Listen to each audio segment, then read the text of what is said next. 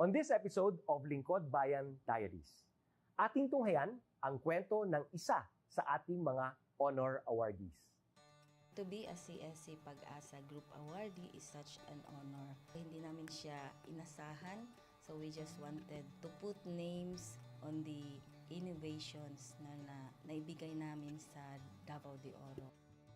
Ako po si Joycel ROD, Provincial ICT Officer ng Provincial Government of Davao de Oro, Team Leader ng eGov Technical Team. I'm George Danhil M. Duran, Computer Programmer 3. Ako po si Mr. Wilfredo M. Galagala, Information Technology Officer 2. Ako po si Antonio Isimini, Information Technology Officer 2. Ako po si Antonio Salarda Jr., Computer Maintenance Technologist 2. Kay eGov Technical Team are employees of the Provincial ICT Office of the Provincial Government of Davao de Oro. So kami yung gumagawa ng mga systems and innovations and nagsusupport din sa mga na-implement na mga systems sa iba't ibang departamento ng probinsya. Marami kaming projects, actually our systems number up to 40. Especially during the pandemic, so doon talaga nakita on how useful ICT was. During that time, challenge talaga yung team to produce projects to sustain yung online na operations.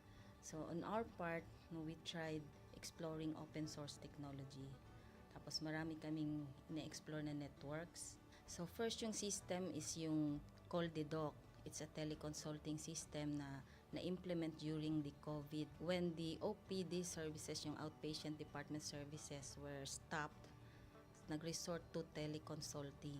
Another project mentioned is yung COVID testing information system. So just like any typical molecular laboratory na systems, ito ay data bank ng mga specimens na tinitest, tapos nagbibigay yung system ng result ng mga test. During pandemic, nagamit talaga siya kasi kailangan validated yung result, so QR coded yung aming test result. Isang very challenging project namin is yung household profiling and needs assessment. So kailangan merong list ng mga possible recipients ng bigas, and then wala kaming updated list nun. So kailangan in 1 month's time makaproduce kami ng system kasi magro-roll out ng survey sa buong probinsya. Nag-try akong mag-tap sa isang UN organization, yung UNDP. Tapos nag-request ako kung pwede ba kaming turuan on how to do survey using Kobo Collect. And we were blessed, kahit wala kaming formal agreement, no monetary considerations, tinuruan nila kami. And in 1 month's time, na-produce namin yung app. And then after that, dire-diretso na po. Hindi rin namin ma-imagine na in 6 months' time, nakandak yung survey using employees only of the provincial government. So nakamobilize kami ng mga 200 plus enumerators. Talagang nilibot yung entire province, 236 barangays, bahay-bahay. Nakuha namin yung data with maps, na mapping namin yung mga households. So and very appreciated po yung output ng systems. Kami nasa LGU, na-feel namin yung need na dapat ma-institutionalize yung ICT departments. Nasa digital age na tayo, so hindi pwedeng hindi tayo mag-upgrade or mag-adapt ng ICT. So basically yung ICT, nagagamit siya para ma-optimize yung ating mga processes. Aside from that, yung interconnectivity, interoperability ng different offices, napapadali yun through ICT. So, talagang dapat i-leverage yung ICT ng any organization, not just the government.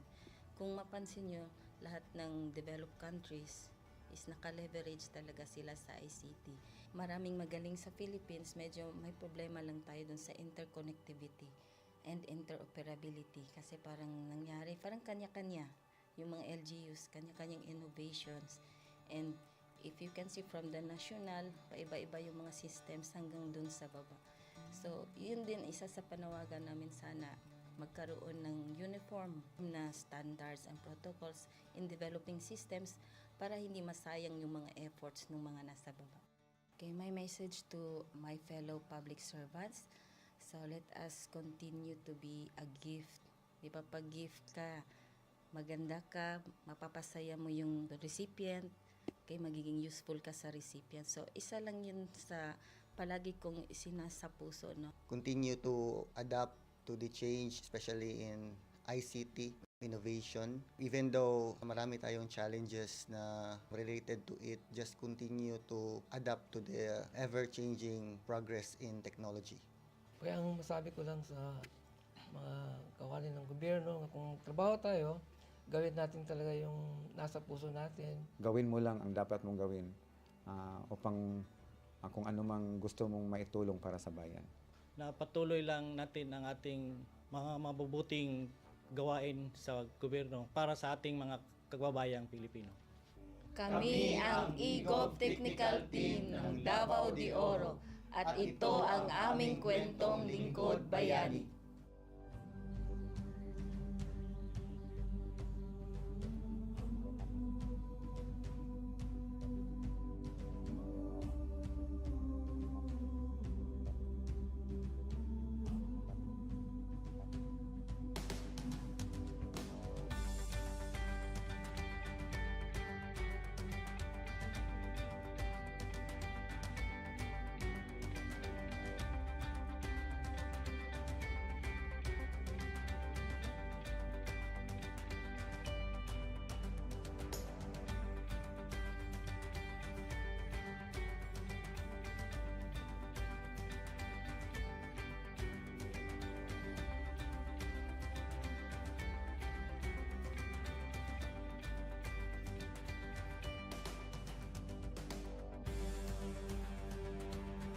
Inyong natunghayan ang kwento ng ating lingkod bayani.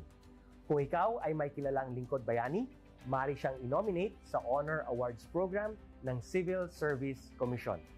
For nomination procedures, go to www.csc.gov.ph. See you on the next episode of Lingkod Bayan Diaries.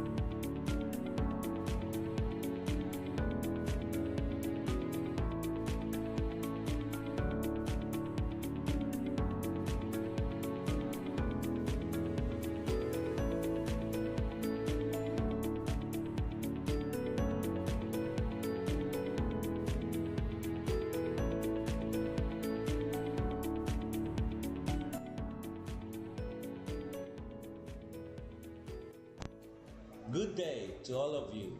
On behalf of the University Registrar's Office, I welcome everyone warmly. As the head of this esteemed institution, I am privileged to introduce our office and share the valuable services we provide.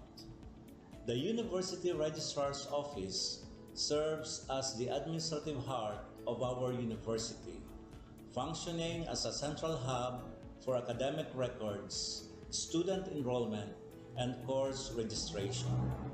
We are dedicated to supporting the success of our students and personnel by ensuring the smooth operation of all educational processes. Our mission as an academic unit, the University Registrar's Office, will be taking care of the enrollment, graduation, and records management as it takes custody of academic records of all graduates and the issuance of official academic documents of students and graduates. Whether you are a current student, a prospective applicant, a faculty members, our dedicated team is here to assist you. From guiding you through the enrollment process to helping you access and maintain your academic records, we are committed to providing exceptional service with efficiency and professionalism. In addition to our core responsibilities, we are continually strive to improve our services by embracing technological advancements and streamlining our operations. We aim to enhance accessibility, transparency, and convenience for all clients, allowing you to focus on what matters most, your education and intellectual growth. As University Registrar, I am honored to lead a team of talented professionals passionate about supporting your academic journey. We understand the challenges and aspirations of higher education and are dedicated to serving as your trusted partner throughout your time at our university. In closing, I extend my heartfelt welcome once again.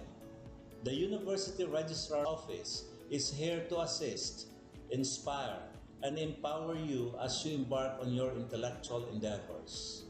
We look forward to collaborating with you and contributing to your success in every possible way.